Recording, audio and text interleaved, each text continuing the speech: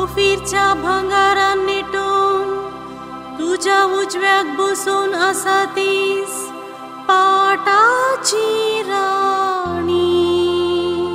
ओफीरच्या भंगारान नेटून तुझ्या उजव्याक बसून आसा राणी.